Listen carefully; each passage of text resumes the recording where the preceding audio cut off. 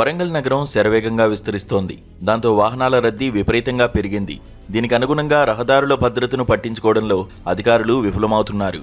ముఖ్యంగా నగర శివారు ప్రాంతాల్లో వాహనాల వేగాన్ని నియంత్రించేందుకు, ప్రమాదాలు తగ్గించేందుకు ఏర్పాటు చేసిన తాత్కాలిక సిమెంటు డివైడర్లే ఇప్పుడు మృత్యుపాశాలుగా మారుతున్నాయి.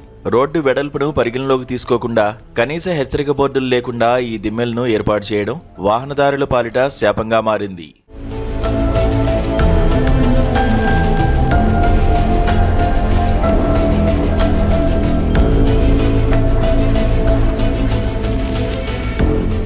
ముఖ్యంగా వరంగల్ ఖమ్మం హైవేపై నాయుడు పెట్రోల్ బంక్ నుంచి 2 కిలోమీటర్ల మేర కొత్తగా సిమెంట్ దిమ్మెలతో తాత్కాలిక డివైడర్లు ఏర్పాటు చేశారు. హైవేపై వేగంగా వచ్చే వాహనదారులకు అక్కడ డివైడర్ ఉందనే విషయం ముందుగా తెలిపే సూచికలేవీ లేవు.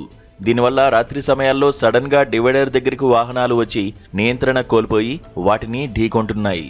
కేవలం గత 2 నెలల్లోనే ఈ మార్గంలో 10కి పైగా ప్రమాదాలు జరగడం ఇక్కడి పరిస్థితి తీవ్రతకు అద్దం పడుతోంది.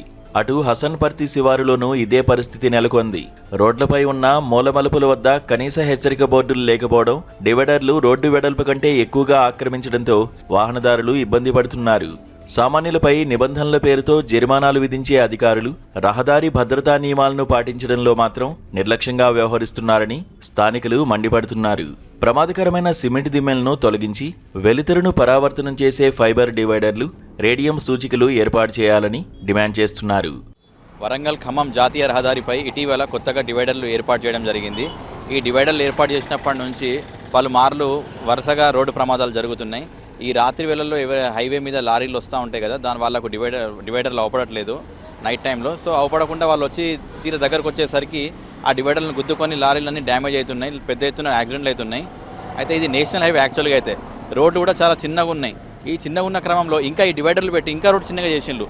సో ఈ క్రమం ఏమవుతుందంటే దీనికి ఈ నైట్ టైంలో ఏదైతే లారీ డ్రైవర్లు పెద్ద ఎత్తున స్పీడ్లో వస్తారు, వాళ్ళు హైవే కాబట్టి నైట్ టైంలో వచ్చేసరికి తీరా దగ్గరకు వచ్చేసరికి వాళ్ళు డివైడర్ ఉందని చెప్పని అక్కడ చూసేసరికి వాళ్ళు ఏం చేస్తున్నారంటే ఆ డివైడర్ని గుద్దుకుంటున్నారు. ఈరోజు ఖమ్మం టు వరంగల్ జాతీయ రహదారి, దీన్ని నేషనల్కు సంబంధించినటువంటి రహదారి కూడా అనుకోవచ్చు.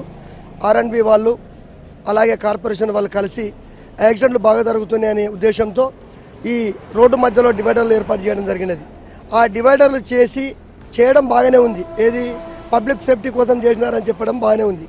అలాగే ఏదైతే నామ్స్ ఉంటాయో డివైడర్ పెట్టిన మధ్యలోనే లైటింగ్ పెట్టాలనేది మర్చిపోయిన కూడా మరియు నేషనల్ హైవే కార్పొరేషన్ వాళ్ళకు ఒకసారి గుర్తు చేస్తూ ఇలాంటి నామ్స్ను కూడా మీరు విరుద్ధంగా చేయడం అనేది ఈరోజు యాక్సిడెంట్లకు నిలువుగా ఉన్నది. ముఖ్యంగా ఏంటంటే ఇది ప్రస్తుతానికి 60 ఫీట్ల రోడ్డే ఉంది. దీన్ని 100 ఫీట్ల రోడ్డుగా విస్తరణ చేయాలని చెప్పేసి ఎప్పటి నుంచో ప్రతిపాదన ఉంది. ఇప్పుడున్నటువంటి అధికారులు కానీ ఇప్పుడున్నటువంటి పొలిటికల్ నాయకులు కానీ దీనిపై పూర్తి అలసత్వము చేసి ఇక్కడ ఈరోజు కరీంనగర్ పోండి, హైదరాబాద్ తర్వాత వరంగల్ అని చెప్తున్నటువంటి ఈ మన వరంగల్ జిల్లాను ఎంత సత్యనాశనం చేశారో ఇక్కడ ఉన్నటువంటి ఈ పొలిటికల్ నాయకులకే ఇది పేరు వస్తుందని చెప్పేసి నేను అనుకుంటూ, ఇప్పటికైనా జిల్లా యంత్రాంగం, రోడ్డు భవనాల శాఖ అధికారులు స్పందించి మృత్యు దిమ్మెల్లా మారిన ఆ సిమెంటు బ్లాకులను తొలగించి శాస్త్రీయ పద్ధతిలో డివైడర్లను నిర్మించి తగినన్ని హెచ్చరిక బోర్డులు ఏర్పాటు చేయాల్సిన అవసరం ఎంతైనా ఉంది.